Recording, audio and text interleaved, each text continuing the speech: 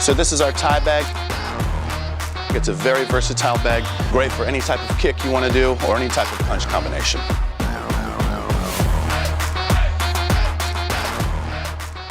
All right, so let's start with a jab here. Ryan is in a right-handed stance. His power hand is his right hand, so his jab is going to be his left hand, his forward hand. So go ahead and do a slow jab for me, Ryan, not full speed.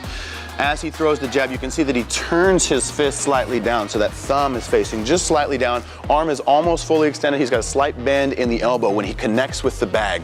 He's rotated his hips just slightly. His center of gravity has shifted a tiny bit forward as he throws this punch, but it's still pretty close to the middle. Okay, as Ryan throws this punch and he connects, right when he connects, he's gonna start to pull that hand back to be able to throw another punch and utilize that rotational velocity to create more power.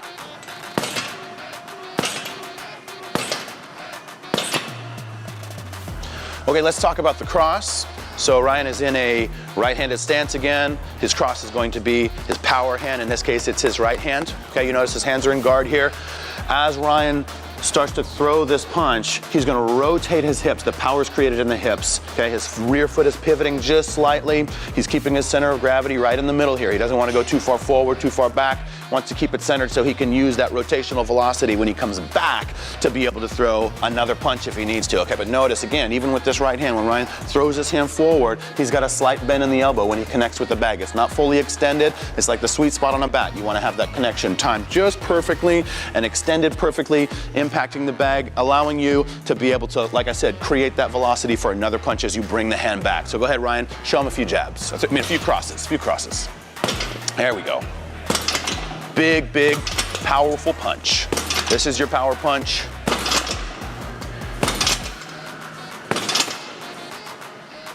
All right, let's talk about the hook. Ryan is in a right-handed stance, so he's gonna throw his hook most of the time with his left hand here, okay? That's what we're gonna teach you today. So as you throw the hook, you wanna really make sure that your thumb is pointed up, your fist, your elbow, everything is gonna remain at this height, chin, face height here, shoulder height, as you rotate through the punch, okay? So go ahead in slow motion, Ryan. Take them through the preloaded position of turning your torso just a little bit, shifting your body weight over to this front foot.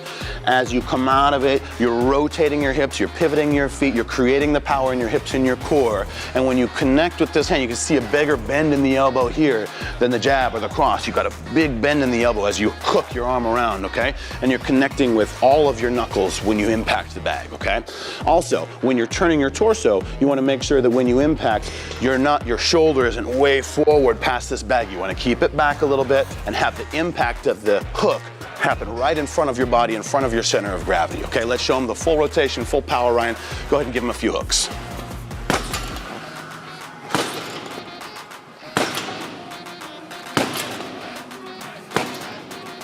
All right, so let's talk about a front kick next. Now, specifically, there's a couple of different kicks that you can throw, front kick, all right? We can use the front leg, or we can use the rear leg for a front kick. If we use the front leg, it's more of a push kick. You're pushing the person away from you with the kick, okay? But with the rear leg, it's a very powerful impact, usually delivered typically somewhere to the torso, okay? So what you wanna do is to start a little bit further out. You're outside of someone's reach in this case, right? Because you're gonna deliver a strike with your leg, you need to be a little bit further away from your target. All right, so Ryan's gonna go ahead and throw a rear foot front kick. So he pushes off the rear foot, drives the knee up high, extends the foot out in front, and he's pushing with the ball of his foot here, not his heel, right? Okay, so that power is a combination of the entire body creating power to the foot to impact to the bag here, okay? Another thing you wanna do is make sure that as you're throwing that rear foot, that you're also throwing hand forward to help counterbalance just slightly as you lean your torso back, all right? So go ahead and show him full speed what a front kick from the rear leg looks like.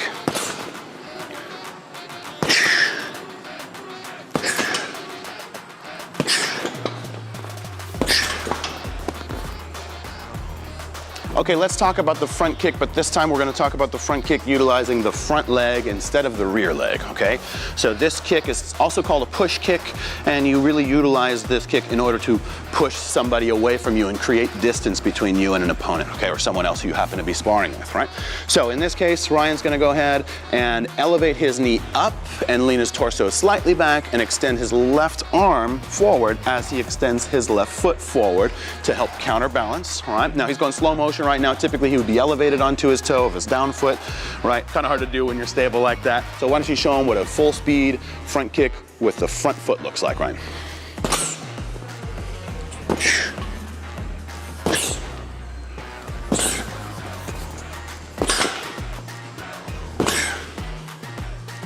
All right, let's talk about the roundhouse next, okay? This is a very dynamic kick that requires you to create rotational velocity throughout your entire body.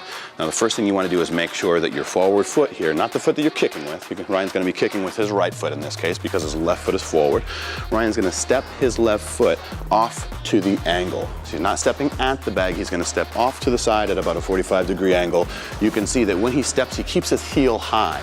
That's good because he's going to want to pivot on the ball of his foot as he throws the kick through his right leg, okay? He's going to step to the angle, he's going to extend his left hand out in front of his body, okay? Kind of almost, you could be faking a jab or even throwing a jab. Good to throw your opponent off like that, okay? But he steps, he throws his arm out, and then right as he's about to throw the kick, he's going to bring this arm back, okay, right back to his head, and this hand is going to get thrown kind of right back behind him, okay? So from here to there to help create the rotational velocity throughout his body. So go ahead and step to the angle, Ryan, and show them what a full speed roundhouse kick looks like. Just one here. I want to demonstrate what your hips look like, okay? Go ahead.